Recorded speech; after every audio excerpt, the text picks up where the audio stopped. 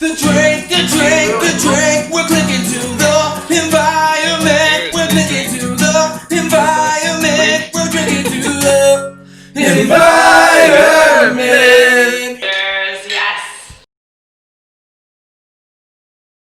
And we're back on the drink. Woohoo! Yes. Don't get it. On the drink, sustainability. Sustaining the world for future generations. Sweet. Cheers to Bradley Spilka once more. I'm out. You're empty there, kid. If you want, go grab another beverage if you want. Oh, I'm all good. I think that was the last one in the fridge, so. Darn.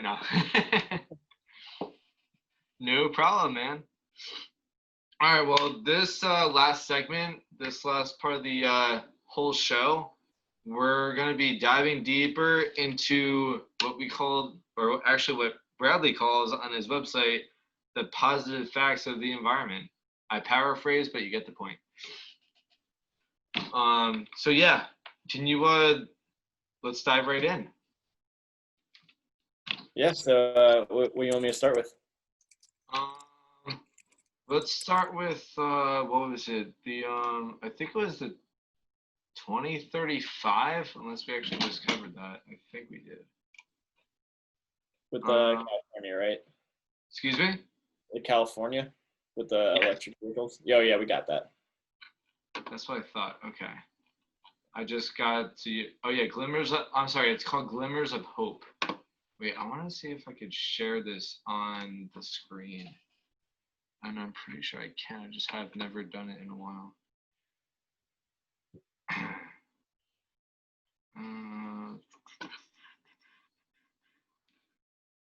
Can I? I'm pretty sure there's a way. I don't remember how to do it. Oh, share screen in big letters. That's probably it. I was using Zoom for all of grad school, so I feel like pretty well versed in it now. Okay, cool, sweet. So we can see it. All right, so. A quick note, all the photography on my website is things I've taken. Oh yeah, I did want to actually mention that. Thank you for beating me to it. Yeah, so all these, I'm just going to show off your awesome website for a second. I hope you don't mind. Okay, so yeah, all this is. Every once in a while, there's something I'll give credit for an image, like Protecting Those Unheard. I got that from CBS News, but everything else is either. That one was just like a stock photo I took, but everything else. No, actually, well, we'll go into that later, but I definitely want to go into positive environmental facts, hashtag Glimmers of Hope. Okay, so we were talking, let's talk about the ozone layer for a second, because I mean, besides CFCs and everything, I mean, smog and blanket of energy, or blanket of, what's it called? Heat, global warming and such.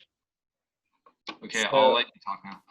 Yeah, the ozone layer is healing, and I remember how much you remember when we were like in the mid 2000s, like when we were probably like, in middle school-ish or late elementary school. The ozone hole was like the big environmental issue, right? There was this giant hole in the ozone over the South Pole. And I think this is a great example of a way that we can show that humans were like a colony of ants and we were able to remedy this, because it has not been talked about enough, but the ozone has actually substantially improved in the past 15, 20 years because of the ban on CFCs and other, spraying type chemicals, which was the main thing that was breaking down like the O3 molecules in the air. And this is, an example of an undercovered positive environmental fact, but I also like to show that like that was a huge problem. There was a giant hole in our atmosphere, and we figured out this is what's wrong. Policy intervention to fix it, which was, nationwide and worldwide bans on CFCs, and the independent and then scientific community working to continue to study and monitor it and show progress. It shows that we have the ability to fix large problems in, the world, especially relating to environmentalism. I had never thought in like when I was growing up, like, oh my God, like this is the big hole in the ozone, this is the big issue. I never thought we'd see the day where that's a minor blip in the greenhouse gas accumulation, plastic accumulation, toxic waste superfund sites that have now dominated the headlines, and the natural disasters, water shortages. That's the one that we fixed. Like, I think it's just incredible, and I want more people to know about that. No, that's definitely like, I hear where you're coming from, and it's like the media covers like the negative part of it, but then they don't really follow through with it. Like saying like, okay, like it's, last time I ever heard about it was probably about 5-10 years ago. And then all of a sudden now it's not even a thing. It's not even a thing. Because it got fixed, or, I'm not saying the ozone's perfect now, but their projections have shown that, it's improved by a substantial amount. And then by the year 2040, it should be back to complete normal. Well, right. And what I'm saying is like, when you put this news headline out, you should definitely, pretty much follow it up a few years later just to give an update, even if it's a year later or, 5 to 10 years later. You should be like, hey, by the way, from our news headline, like, 10 years ago, or at least try to do it in theory, say like, 10 years ago, the ozone layer was depleting and we were like dying from, we were getting sick from, too much UV rays, and now the ozone is like the hole has shrunk tenfold, and we're actually a lot better now. Good job, guys. Keep it up. Enjoy your day. You hit on a really big thing that I talked about in my most recent article about the Flint water crisis is that environmental issues. We live in the age of 24/7 news media, Twitter, Facebook, Instagram, all that. I had interviewed my friend Nicole Smith, who's a Flint resident, for that piece, and writing on the Flint water crisis is, I could just given you the list of facts that you could find on CNN, Wikipedia, whatever. That doesn't change anything. But what I really found out, because I, going to college in Michigan, I want to interact with this issue again, when I was Googling it a few months ago, and I found out, Flint water crisis is still going on, which was shocking to me because I remember like it was like the big news media coverage for like 3 weeks. Yeah. And that was it. You never heard from it again. And, so I talked to my friend Nicole, and she's like, it still goes on. People are still afraid to drink the water. People have massive filters on their faucets, water fountains, showers, anything like that. There's massive distrust in the government. People don't know what the new normal is. People are still mistrusting the water supply. And, she's like, I drive around Flint, I drive around my hometown, and I still see everywhere billboards and signs saying we do not still have clean water, And it's crazy because, that media coverage was in 2014 and it was just forgotten about.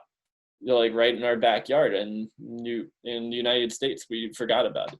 The same way that, the wildfires peaked on that day that the New York Times showed all those photos of like, the glowing Blade Runner skies. And all of a sudden, 2 days later, the wildfire coverage has like ceased, but they're still burning as bright as ever. Same with the Australian wildfires. That was a huge thing. That part's bad too. Right? Same thing. It was the big rage in, January, February. Coronavirus hits, all of a sudden, people don't even remember it. Yeah. Like, that still went on for months, And my point is that we can't just abandon environmental issues in this 24/7 media cycle. Because there are real people suffering and there's real long-term consequences, and taking the attention away for whatever reason, presidential debate, pandemic, NBA finals, whatever you might want to throw out there. We can't, as a society, just like let this keep happening. We can't just 24/7 get the big headlines. Flint doesn't have clean water, and then 2 months later, no one remembers that. No one, but people like my friend Nicole are suffered for years and still dealt with the aftermath of that for a long time. So it's just, in my opinion, what I want to convey with that article is that we can't, the cameras and the media might leave, but we can't ourselves stop supporting. Like, we still got to raise awareness for the California wildfires. That's why we're talking about it today, because we want people to remember, hey, just because it's not in the New York Times today, issue ain't over. We didn't solve it. It's going on. No, yeah, that's definitely true. And it's like, actually what you just said kind of reminds me of talking about like the concept of snowbirds, like in the Jersey Shore. So this is how like everything is intertwined in a weird way. One of the many ways is like that kind of analogy is like, my kind of analogy is pretty much saying like, how, during the summer, Jersey Shore is like just flooded with a lot of, New Yorkers, New Jersey, Pennsylvania, some Virginia, whatever, like mainly the tri-state area, but also other people come from all walks of areas and stuff, right? Yeah. But they only stay for the weekend or, part of the summer, whatever. Point is, they stay for a short time. You have the year-rounders that actually live here 24/7, right? So what I'm saying is they may leave trash, or they may try to do, help out with the local, internship or whatever the case may be, like company, whatever, for a short time. But once you leave, or once you leave the attention of that topic, it's still there. Absolutely. That makes sense? Are you following me so far? Okay. You hit the nail on the head with a hammer. I'm just making sure I'm making sense so far. So relating it back to the media coverage, it's like, just because you showed it for a short time period, or you went to that specific place for a short time period, those people that still live there, or their, area A, B, or C, that problem or that issue is still there. Granted, that sucks. But yeah, when you're there, try to do as much as you can. Then if your time is up, your time is up. But still try not to forget about it, because like it or not, everything is somehow intertwined. So like going back to, talking about the Chicago River and how everything affects the ocean. A lot of people love fish, where a good portion of the world / US / your own area love to eat fish. There's seafood places everywhere, seafood markets and delis, and you get the point. What I'm saying is, just because you don't see plastic pollution or noise pollution or whatever, fishermen are bringing the food back, ends up on your dinner plate. Granted, this is, I'm not trying to, this is supposed to be like a more of a glimmer of hope kind of thing, but I'm also trying to inspire everyone to like be a little bit more conscientious of where your food comes from, but also, how the media plays with your perspective of public affairs. Absolutely. And you're doing the thing, balancing that negative and the positive messaging. So, I'm trying to.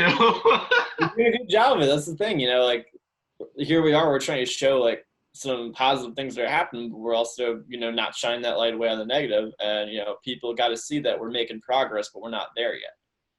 Well, yeah, I mean, this podcast is supposed to, address the issues, but we're supposed to come up with solutions for that issue. So it's like, okay, this is a problem. Okay, there's problems everywhere, whatever.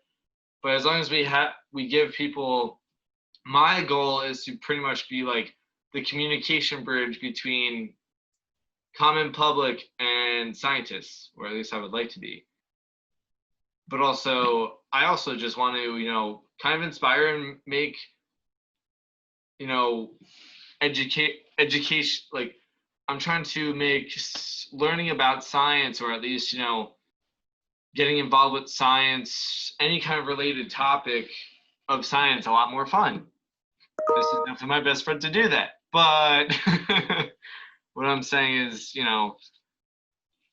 it's just mainly being cognizant of, what's going on. Absolutely. All right, I'm done.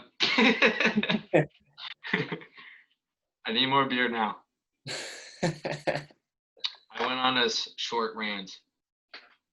Short but necessary. What's up? Short but necessary. Oh yeah, for sure. Oh my God, look at that! A new kid. Oh Jesus Christ! Okay. I love how it like fizzes everywhere, and yet I wasn't. Sustainable beer too, local source, local product, Yeah. the amount of carbon emissions in your beer. Yeah. And instead of getting it imported from, getting a Corona and having to travel the carbon emissions from the flight of a Corona that goes all the way to New Jersey, versus getting, your local brewery, getting all the supplies very locally. Oh, hey, right down the street from my apartment. Right down the street, they're not flying. They make everything themselves, hence a brewery. So I mean, exactly, that's a huge way to reduce just like the carbon footprint of your drink right there. Just getting something locally. Hell yeah. You'll get there. I'm gonna teach you the ways. Yeah, that's Pennsylvania. That's not bad. Could be worse. Pennsylvania is that? No, that's not bad. That's not bad. I actually want to go to real quick. I want to go to since I live in Belmar. I live like 15 minutes away, not even from Asbury Park Distillery. I want to go there and get my vodka from there, so that I could like have cocktails on the drink too, instead of just beer. Because actually, beer's great. It's awesome. I just like cocktails a lot better. However, go to Beach House Brewery because I'm still gonna have their beer anyway. For sure. Sustainable cocktails too. What's up? Sustainable cocktails as well, Yes. Local. Love it. I'm gonna get that as a shirt. This is a sustainable cocktail. Can I have one, please? Yeah, there's a shirt out there. I'll have to try and find it. So I don't know if you've ever seen it, but it's like we gotta save the Earth. There's no other planet with a beer on it. Oh my God, dude! Please get that for me, or at least send me the link to that. That's awesome. Yeah, I'm gonna find it for you and send it to you after this for sure. Oh, please do. Let's cover like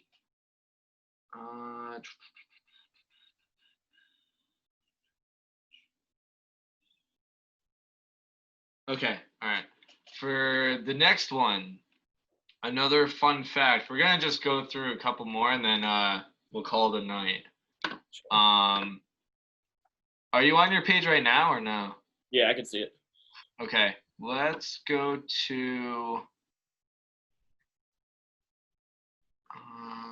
which one do you want to cover? I like them all, so you pick the one. Okay, let's go with. How about this? Let's go to the second one. In 2019, the U.S. consumed more energy from renewable sources than coal. Yeah, for the first time since the 1800s, when there wasn't like fossil fuels and everyone just used water mills. That's awesome.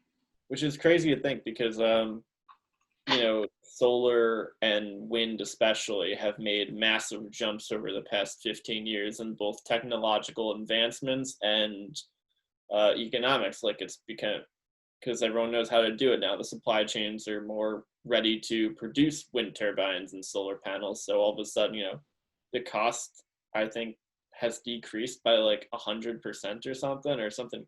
Not 100%. I'm saying it wrong, but you know what I'm saying. Like it's become way cheaper to build solar and wind panels than it ever did. Oh yeah, And absolutely, yeah. Oof. you could never done this in 2005, And also, it's just, technological advancements. Battery storage has become better. We've learned how to maximize the efficiency of wind turbines, where, it used to just be the blades turning, but now even the blades itself turn to maximize every little bit of wind and aero resistance. Like, just stuff Well, like for the blades or for the solar? for the solar. No, sorry, misspoke, for wind. Okay. Like, No, I'm only asking just because I know there's like, I mean, from the last time I ever checked, which was I think like a couple of years back, so it might have improved by now, but I know there used to be where they have solar panels where they could actually be like triangular, yeah, like fit more of the roof efficiently, but now they just have the rectangular ones. it's just the square with better battery storage, which mitigates the amount that you need. So like you could have a bigger one, more efficient, doesn't need to turn. Right. But my point is that we're getting to this and think of it, the Trump administration Environmental Protection Agency has made it harder to put up renewable energy, and they tried to bolster coal. Renewables are what's going up and coal's going down. It's Yeah. because of just like the market and the economics of it. Sources like natural gas and renewable energy are becoming cheaper than coal power plants. And as soon as something's not economically efficient, it doesn't matter doesn't matter how much your government loves coal, they're going to go with natural gas, which is cheaper and less toxic to the environment, or they're going to go with renewables, which are incredibly great for the environment. Oh yeah. For the most part. And it just shows that coal is going down, and that we're making progress with renewables, and that we can get to a point that we can really start phasing out coal and really start upping renewables to like 50 something percent, like something huge. Yeah, we could start we're continuing to divest into coal and oil and invest into renewables, which is amazing. And like, I'm only, just for the record, I'm just saying amazing just because, yes, I am definitely for the environment, as obviously everyone knows, as as long as you've been watching my shows at least, but also not because of how I view politics or anything. It's just because like I just want to live on this planet as long as I freaking can and have my kids live, and just for future generations, hence sustainability.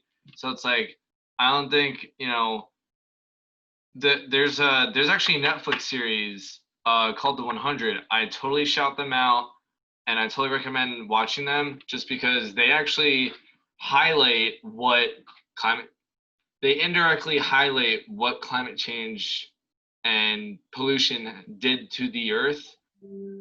And I'm just going to mention that they built a giant, what they call an ark. It's just a giant spaceship. They live in space and blah blah blah. I'm not going to give away the whole essential story of it, the storyline, but I definitely go recommend watching it, especially if you're kind of a person that's into technology, engineering / nature, and also drama, obviously. But of course, there has to be drama in everything. But yeah, definitely recommend watching that, because I personally feel like that's going to be how we're going to be living if we don't continue doing what we're doing as far as transitioning to renewables go. Anyway, but yeah, I definitely think that if anyone's looking into what kind of job they should do, especially if you're in the environmental sector of studies, such as yourself or myself, and you're maybe trying to figure out what to do, I definitely look back into engineering or find a friend that does engineering and try to look into what my friend actually told me to do was team up with someone that's an engineer or a very good one and learn how to recycle solar panels or anything electronic, because solar panels, you will become a millionaire. So I'm already trying to do that now, and if you're an engineer, message me. We will create an awesome team and make money.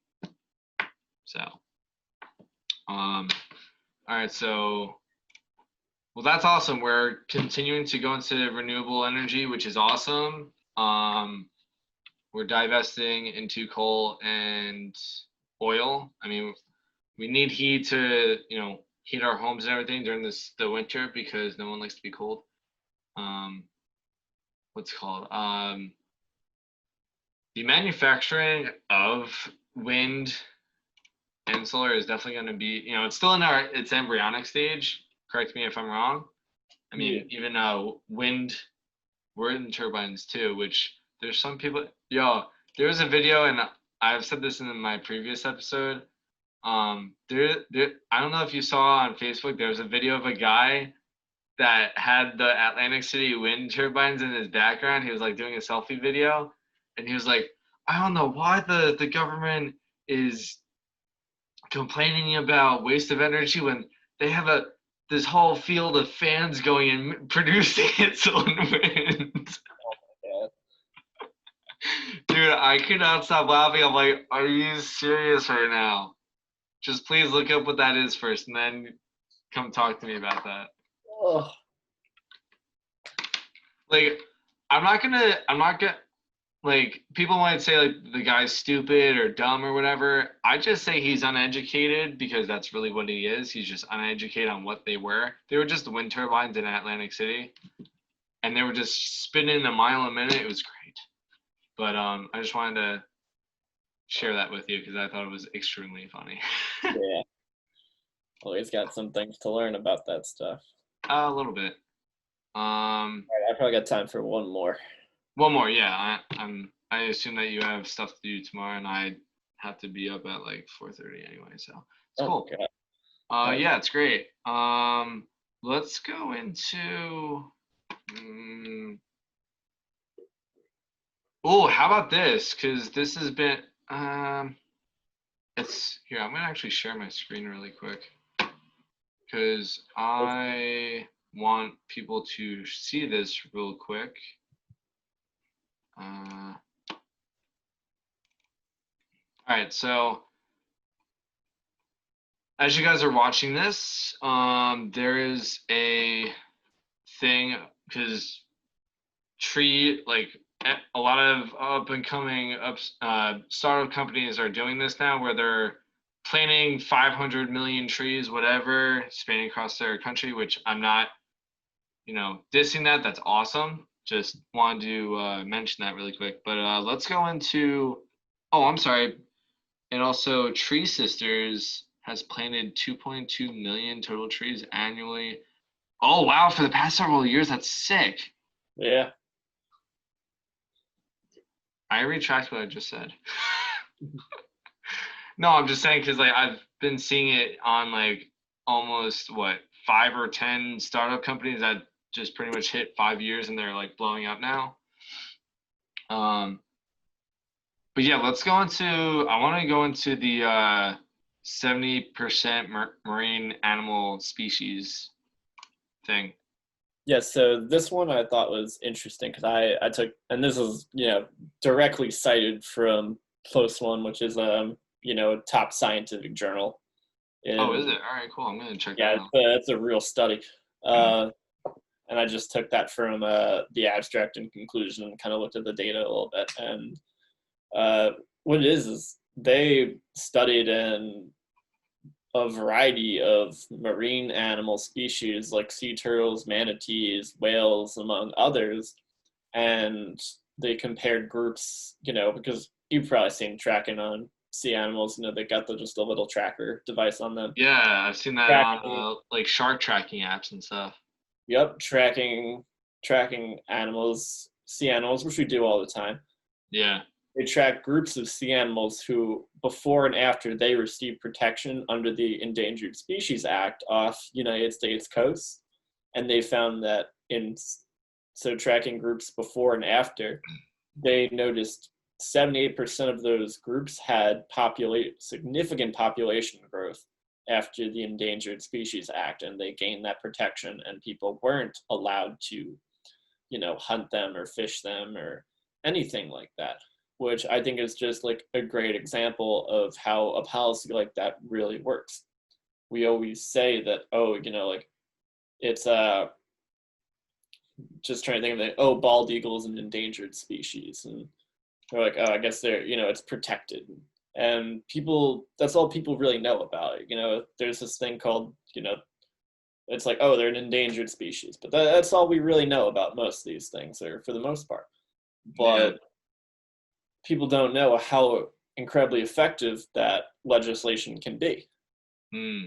when there is no, because in some places, like things like whales were like a delicacy in Japan, or sea turtle eggs and stuff, because poaching sea turtle eggs is huge. Hmm. And once that became illegal and you're facing huge amounts of jail time for stealing sea turtle eggs or harvesting a whale, people aren't doing that anymore. All of a sudden, you're seeing large growth. And, while it doesn't mean these species are out in the clear, we still have to protect sea turtles, drive your boat at a safe speed in harbors and such. And, I guess whaling, don't whale legally unless you're like an Inuit Indian, have proper permissions. But the point is that this act works. And it's a policy that as in place, and it's not talked about enough, that you do see significant improvement. Because the end of the story when anyone talks about endangered species, they're endangered. We don't know, most people don't know what's next. And what's next is that it's actually working. Well, I think, right, yeah, they're just like, oh, they're endangered. All right, cool. Hopefully they get better. yeah, that's the exact thought. But this is real data backing up the point that, hey, the Endangered Species Act is effective, not costing anyone any money, and it's really working. Which is just That's another way so we can show that awesome. policy is an effective way to help the environment. Hell yeah, it is. We gotta keep it going. Oh my god, this is great.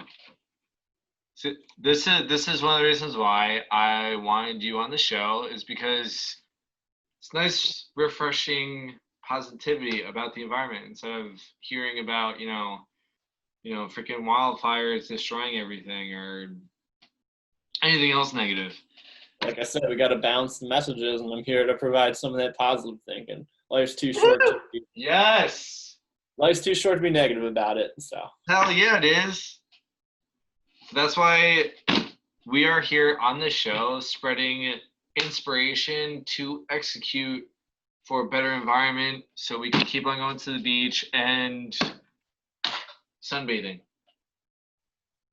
absolutely, Correct me if I'm wrong, man. hey man, who doesn't love going to the beach? Right? Or at least going on a Great Lake and wake surfing or something. Yeah, All fun things.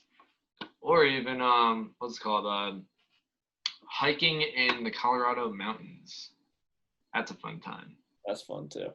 Yeah.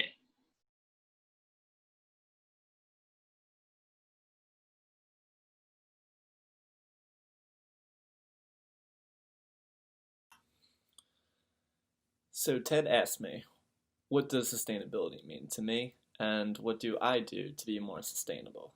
So what sustainability means to me is sustainability is a series of actions that anyone can take to make them, or to reduce your carbon footprint and to make a better impact on the world, is how I would like to put it. It's not one major thing, it's not one small thing. It's a life commitment that you do to make sure that you're leaving a better planet for the rest of us. Ways that I like to be sustainable is I like to not eat meat, red meat specifically. I've cut out red meat for the most part, very rarely occasion due to the carbon emissions.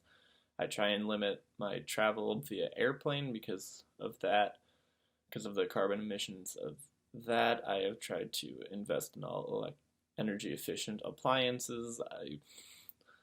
And also the little things, just recycling, turning out the lights, and educating others on how they can do the same. Because no matter what impact I can have, it's amplified if everyone else does the same thing. Because climate change isn't gonna go away with just one person making a change and being sustainable. It's about all of us doing it. So I think for me, being sustainable is combining my actions and educating others on how they can do the same. I think we are going to wrap this up. So, anything you want to add, Mr. Spilka? No, I feel like we really covered a lot today, and No, we did definitely. it's been great coming on the show. I had a blast, man. Thanks so much for having me. No worries, man. We'll have to do this again in the future, man. Do a little update. Yeah, sure. And if you ever have a itch to write something about environment, and you have a particular topic that hits home for you or something, you got an interesting spin on it, let me know. Collab on an article. Hell yeah, dude. That'd be awesome. All right, guys. Oh yeah, actually, just tell everyone how they could get in touch with you.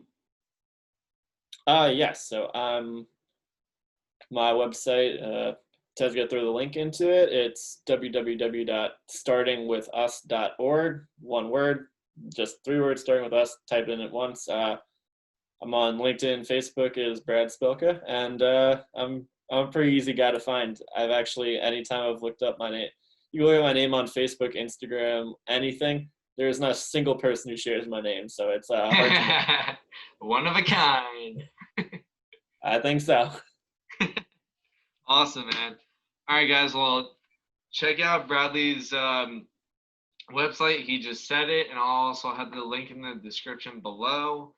Also, go check out my awesome brewery, Beach House Brewery, because they are delicious. And if you like sours, IPAs, really any kind of beer, they have it there, and it's delicious. I actually am trying to promote them just because I actually do generally like their beer. Also, go hit up my friend Casey at mybrittle.com. Get your awesome peanut brittle as a gift for a loved one, relative, friend, whoever, your dog, cat, fish, whoever. And enter the promo code DRINKSUST at checkout. I will have that in the description below as well. And you can get a small discount. And just, support a local business, support me, support your community. All right, guys. Till next time. He's Brad. Sorry, Bradley. Either one. Sure. And be the solution, not the pollution. Love the environment. All right, guys. Have a good night. See you, man. Have a good night, man. You too, dude. Take it easy. Hello, everyone. Thank you for watching The Drink Sustainability. Warning. As you watch the show, be sure to clink at your own risk. Drinks may not appear the way that they seem.